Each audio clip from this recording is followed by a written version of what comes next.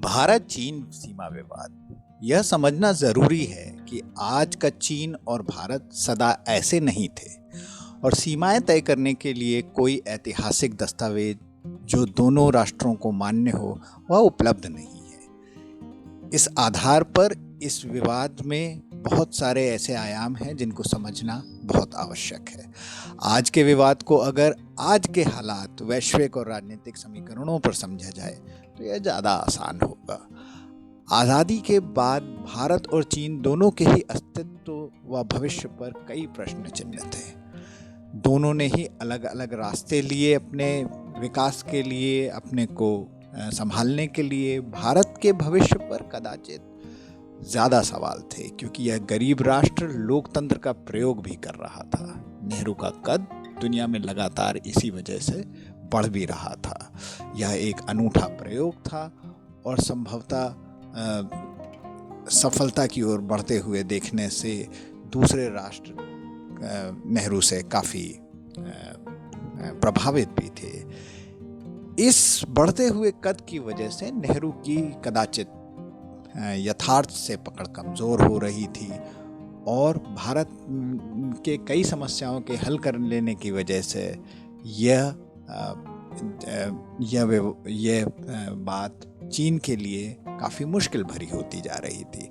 पर यहाँ पर यह भी समझना ज़रूरी होगा कि भारत एक ऐसा राष्ट्र था जिसके मानस पर सदियों तक हारने की स्मृति अंकित थी और 1962 में चीन के आक्रमण और एक ही माह में इतने बड़े हिस्से पर कब्जा कर लेने से वह यादें फिर से सामने पटल पर आ गई थी।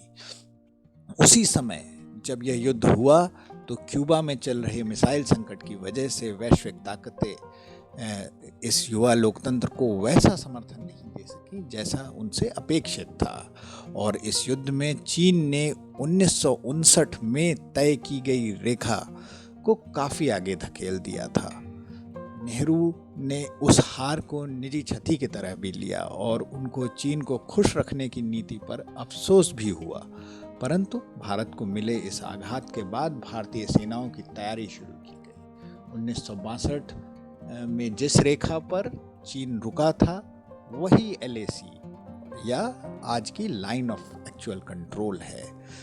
यह लाइन 1959 की रेखा से काफ़ी आगे है और चीन अभी भी उसे अपने क्षेत्र से पीछे मानता है। इस 1959 और 1962 में खिंची हुई लाइन के बीच के क्षेत्र में काफ़ी क्षेत्र को विवादित माना जाता है और भारत और चीन के बीच में काफ़ी वार्ताएं भी होती रही हैं।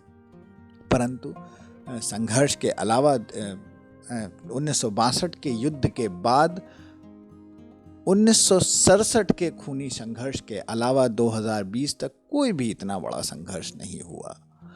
चीन ने 1978 में संयुक्त राज्य अमेरिका और धीरे धीरे पूरे विश्व को आश्वस्त कर दिया कि वह शांतिपूर्ण उदय के लिए कार्य कर रहा है। उसके बाद 4 दशक की यात्रा एक स्वप्न की तरह थी। देखते ही देखते चीन विश्व की फैक्ट्री बन गया। भारत ने चीन के करीब 15 साल के बाद उदारीकरण और वैश्वीकरण को अंगीकार किया। इसकी वजह से आज 2020 में चीन की अर्थव्यवस्था भारत की 5 गुनी है। चीन की और भारत की अर्थव्यवस्था का आकार GDP के आधार पर लगभग बराबर था। चीन 1978 में $150 बिलियन की अर्थव्यवस्था थी, वहीं भारत लगभग 140 बिलियन की। परंतु आज यह 5 गुने का फर्क रखती